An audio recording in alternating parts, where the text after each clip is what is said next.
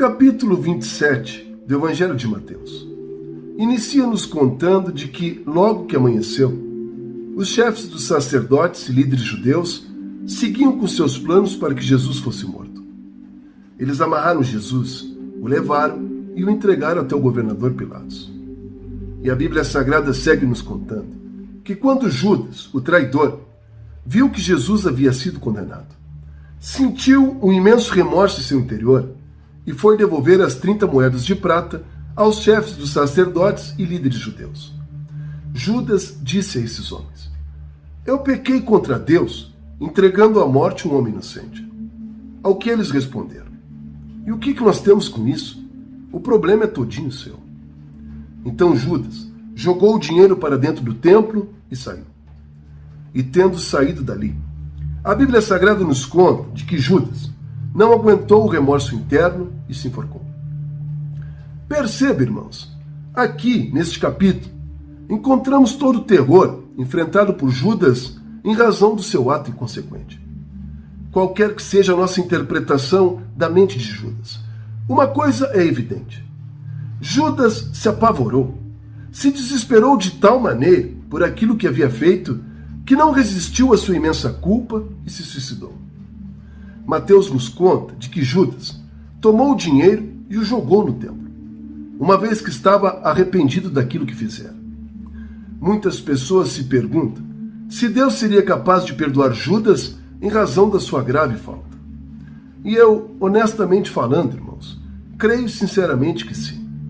Houvesse de fato arrependimento genuíno da parte de Judas e a sua verdadeira conversão após este fato, então eu creio que sim, Deus o teria perdoado. Porém, quando Judas atenta contra sua própria vida, infelizmente, é como se ele tivesse entregado os pontos, desistido, pois, ao proceder assim, Judas não reconhece em Jesus a obra redentora que ele veio cumprir.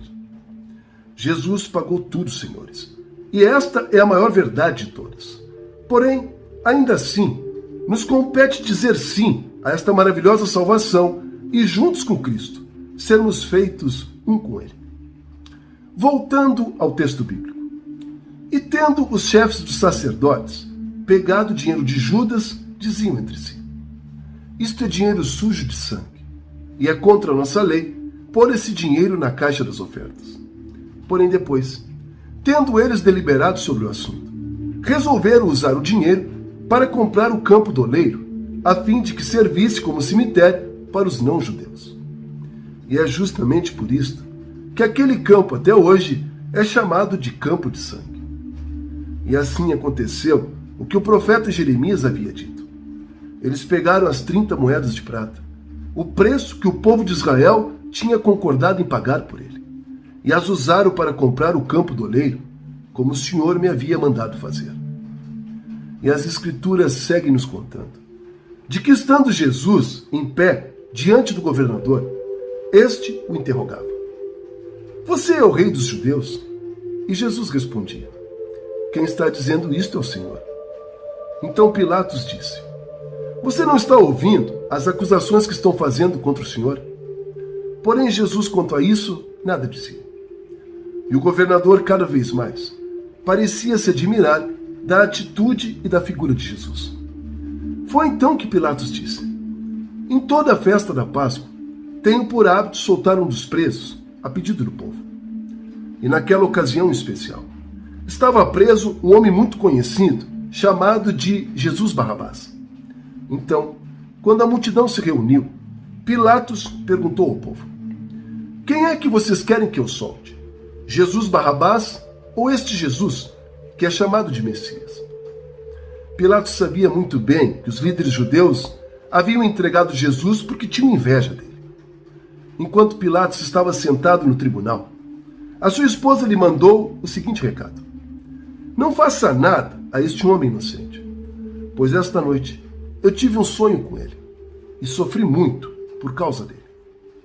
E os chefes dos sacerdotes e líderes judeus convenceram a multidão a pedir ao governador que soltasse Barrabás e condenasse Jesus à morte. Então o governador perguntou ao povo: "Qual dos dois vocês querem que eu solte?" E a multidão enlouquecida gritava: Barrabás. Solte Barrabás. Pilatos então, mais uma vez, se volta ao povo e pergunta mais uma vez: e o que devo eu fazer com este Jesus, que é chamado de Messias? E todos gritavam: crucifica, crucifica Jesus. E Pilatos, como a pretender que o povo mudasse de ideia, mais uma vez se volta à multidão e pergunta: mas que crime este homem cometeu? E todos seguiam gritando ainda mais alto: crucifica, crucifica Jesus. Foi então que Pilatos viu que não conseguiria mais nada com aquele povo. E pior, percebeu que o povo já estava começando a se revoltar. Então ordenou que lhe trouxessem água e, diante do povo, lavou suas próprias mãos e disse: eu não sou responsável pela morte deste homem. Isto é com vocês. E toda a multidão respondia: que o castigo por esta morte caia sobre nós e sobre os nossos filhos. Então Pilatos, assustado com grande tumulto, soltou Barrabás e condenou Jesus. Depois, mandou chicotear Jesus e o entregou para ser crucificado. E tendo os soldados o levado até o palácio do governador, tiraram as suas roupas e o vestiram com uma capa vermelha. Fizeram uma coroa de ramos cheias de espinho e cravaram-lhe a cabeça. Depois, começaram a se ajoelhar em volta dele e caçoavam, dizendo: viva o rei dos judeus! Muitos ali, nos conta a Bíblia, cuspiam nele, pegavam um bastão e batiam em sua cabeça. Depois de terem caçoado dele, tiraram sua capa vermelha e o vestiram com suas próprias roupas. E em seguida, o levaram para ser crucificado. E quando estavam saindo, os soldados encontraram um homem chamado Simão, da cidade de Cirene, e obrigaram ele a carregar a cruz por Jesus. Eles chegaram a um lugar chamado Gólgota, que quer dizer lugar da caveira. Ali, deram um vinho misturado com fel para Jesus beber. Mas depois que Jesus o provou, ele não quis mais beber.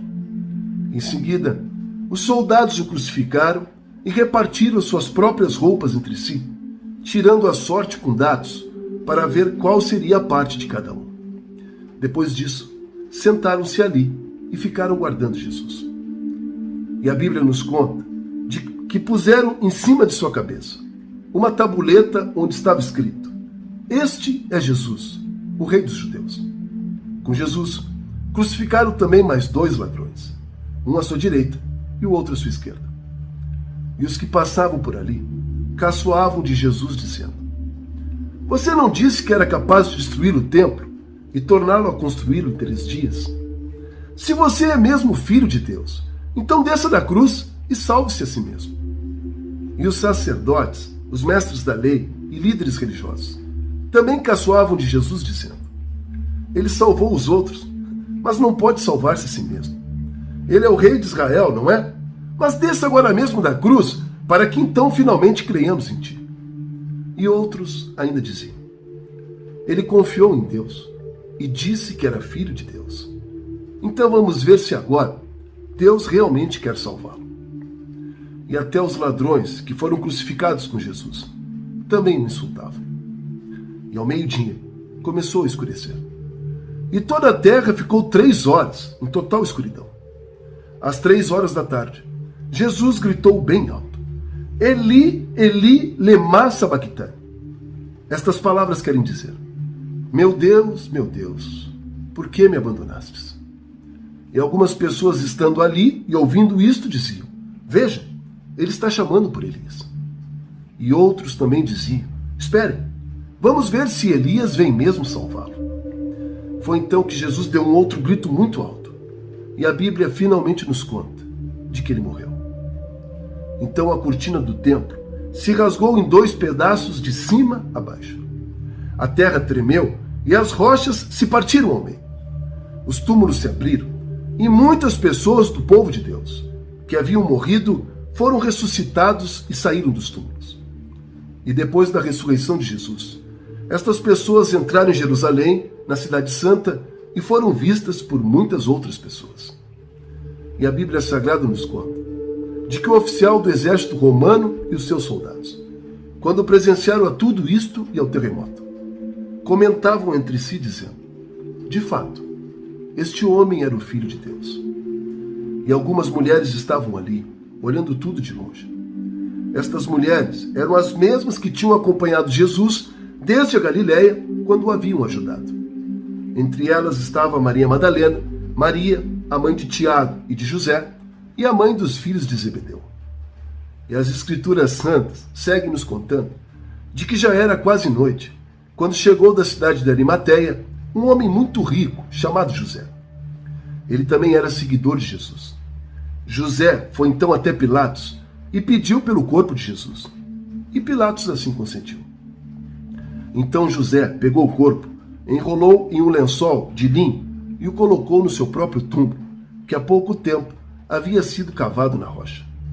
Depois rolou uma imensa pedra para fechar a entrada do túmulo e foi embora.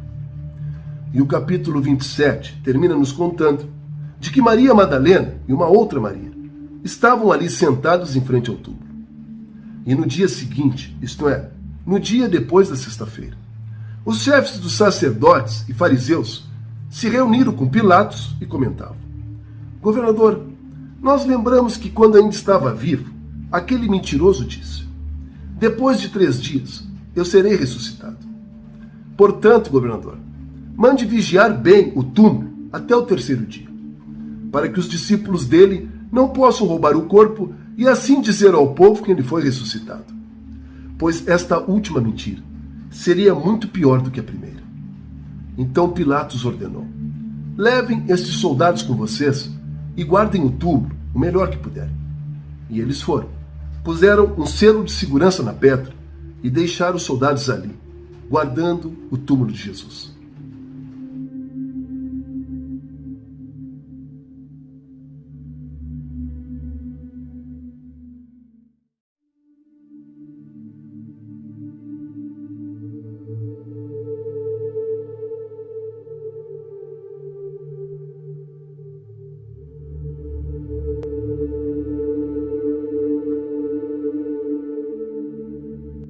Irmãos, e finalmente chegamos ao episódio 28 do Evangelho de Mateus. Aqui, neste capítulo, temos o relato do evangelista Mateus acerca do sepulcro vazio. E o curioso também aqui, irmãos, é o fato de que as primeiras pessoas que receberam a boa nova de um Jesus ressuscitado são justamente Maria Madalena e uma outra Maria. Naquela época, o testemunho de uma mulher, infelizmente, ainda não era algo válido. Pairava ainda uns tempos sombrios de desrespeito à imagem e à figura de uma mulher. No entanto, é para estas mulheres que Jesus Cristo aparece. E não há nada de errado aqui, neste aparecimento a estas 2 mulheres valentes. A Bíblia Sagrada nos conta de que durante todo o trajeto, estas 2 mulheres se fizeram presentes durante todo o caminho até a cruz. E depois, até o momento em que o levaram para o sepulcro. Estas mulheres, ao contrário de muitos, apesar de nada conseguirem fazer para livrar o Cristo de todo o seu sofrimento, ao menos estavam ali, ao lado dele, provavelmente orando e certamente chorando. Creio eu, irmãos, sinceramente, que Deus tenha proporcionado esta bênção a estas 2 mulheres justamente pela fidelidade delas ao nosso Senhor, mesmo no tempo da sua cruz. A vida nos mostra, irmãos, que ser fiel na cruz é algo para poucos. Ser fiel no deserto, nas provações, nas injustiças, é algo que denota uma verdadeira identidade com Jesus Cristo. E nem todos conseguem isto, irmãos. Aqui existe certamente a recompensa do amor, da fidelidade, do andar no caminho. Estas 2 mulheres são as primeiras a se alegrarem com a notícia da ressurreição de Jesus Cristo. Voltando ao texto bíblico. E o último capítulo do Evangelho de Mateus nos conta de que, depois do sábado, um domingo logo cedo pela manhã, Maria Madalena e uma outra Maria foram visitar o túmulo de Jesus. E de repente, houve um grande tremor de terra. Um anjo do Senhor desceu do céu, tirou a pedra e sentou-se nela. A Bíblia nos conta ainda de que ele parecia um relâmpago e que as suas roupas eram brancas como a neve. E os soldados que guardavam o sepulcro tremeram tanto de medo que restaram paralisados, como se mortos estivessem. Então o anjo do Senhor disse para as mulheres: Não tenham medo. Sei que vocês estão procurando por Jesus Cristo, mas ele não está mais aqui. Ele já foi ressuscitado. Agora vão depressa e digam aos discípulos o seguinte: Jesus Cristo foi ressuscitado e vai adiante de vocês para a Galiléia. Lá, vocês irão vê-lo e se encontrar com ele. Agora vão. Era isto que eu tinha a dizer a vocês. E tendo dito isto, o anjo partiu. E tendo as mulheres ouvido isto, as duas partem em uma carreira, com o intuito de contar tudo aos apóstolos. E a Bíblia Sagrada nos relata de que elas estavam com medo, porém extremamente felizes. E estando elas pelo caminho, Jesus Cristo as encontra e lhes diz: Que a paz esteja com vocês. E elas, percebendo ser o Cristo, se aproximaram de Jesus, abraçaram os seus pés e o adoraram. Foi então que Jesus se voltou a elas e lhes disse: Não tenham medo. Agora vão avisar os meus irmãos para irem até a Galiléia. Lá, eles irão me ver novamente. E enquanto as duas mulheres ainda estavam pelo caminho, alguns soldados que estavam vigiando o túmulo de Jesus voltaram para a cidade e contaram tudo aos chefes dos sacerdotes.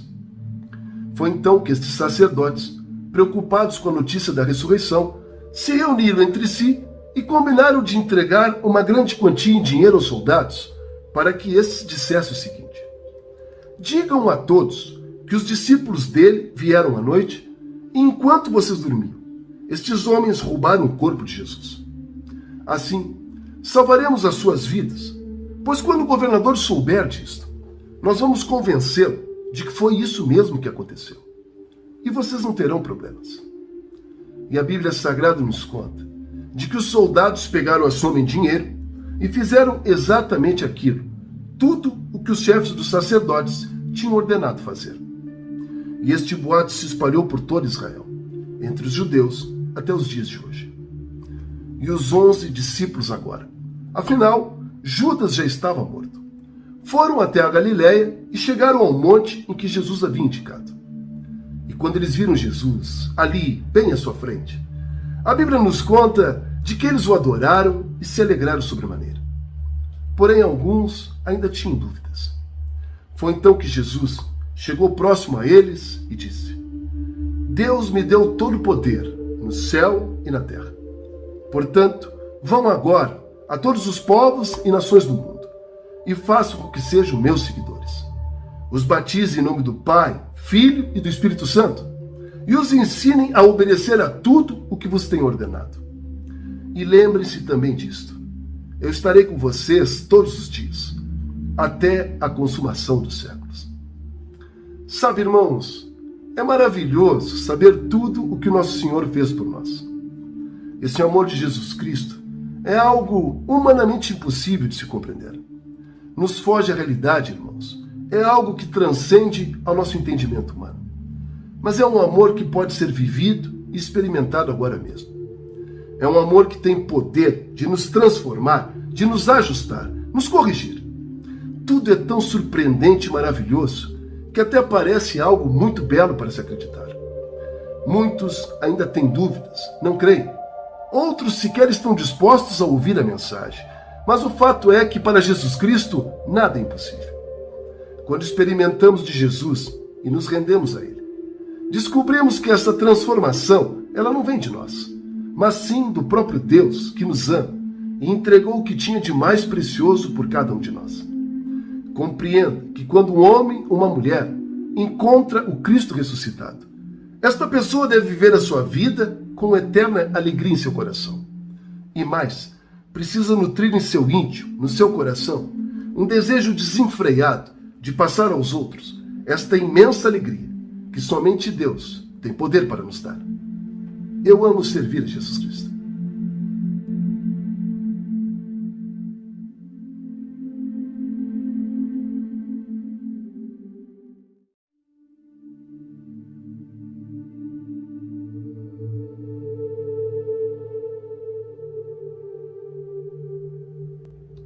Irmãos, e os 2 últimos capítulos do Evangelho de Mateus nos traz o sofrimento, morte e ressurreição de Jesus, cumprindo assim a promessa que nos fora feita desde o Antigo Testamento. Tendo Jesus se feito homem, habitado entre nós e dado o exemplo. Tendo Jesus sido morto em favor de muitos e ressuscitado pelo Pai. Agora nos cabe decidir, irmãos, se acreditamos ou não nesta verdade. Jesus Cristo certa vez nos disse: conhecereis a verdade, e ela vos libertará. Isto está lá no livro de João, capítulo 8, verso 32. E para encerrar o vídeo de hoje, irmãos, eu quero, humildemente, trazer a vocês as palavras de um brilhante pensador e teólogo britânico chamado C.S. Lewis. Ele disse a respeito de Jesus: estou, neste caso, tentando apenas impedir que alguém me saia com aquela afirmação realmente estúpida de que as pessoas muitas vezes fazem a respeito de Cristo. Elas dizem: estou disposto a aceitar Jesus como notável professor de moral, mas não aceito o fato dele ter reivindicado ser Deus.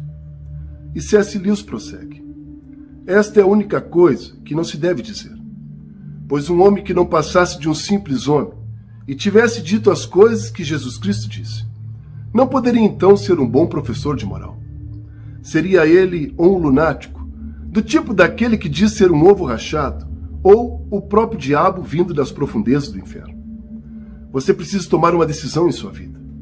Ou este homem era e é o Filho de Deus, ou não passa de um louco ou algo pior. Você pode prendê-lo, cuspir nele ou até matá-lo. Ou podes ainda se ajoelhar aos pés dele e o adorar como Senhor e Deus. Mas não me venha com essa condescendente bobagem de que ele é um notável professor de moral. Jesus Cristo não nos deixou esta opção. Esta nunca foi a intenção dele. E eu concluo o vídeo de agora, irmãos, te fazendo a seguinte pergunta. E para você, querido, quem é Jesus Cristo? A tua resposta a esta indagação, irmão, é o segredo para se ter a vida eterna ou seguir na ignorância, julgando ser tudo obra do acaso. Para mim, irmãos, para mim Jesus Cristo é Deus. Ele é o Messias que nos foi prometido desde a época de nossos antepassados. E como eu sei desta verdade? Bom, eu acreditei em muitas coisas nesta vida, irmão, e nenhuma deu resultado. Mas quando finalmente eu aceitei Jesus, o homem que eu jamais imaginei pudesse me tornar, dia após dia, tem sido formado dentro de mim por meio do poder que é em Cristo. Eu acredito em Jesus. Eu entreguei minha vida a Ele. E quero saber de uma coisa, irmão? Foi a melhor coisa que eu já fiz nesta vida.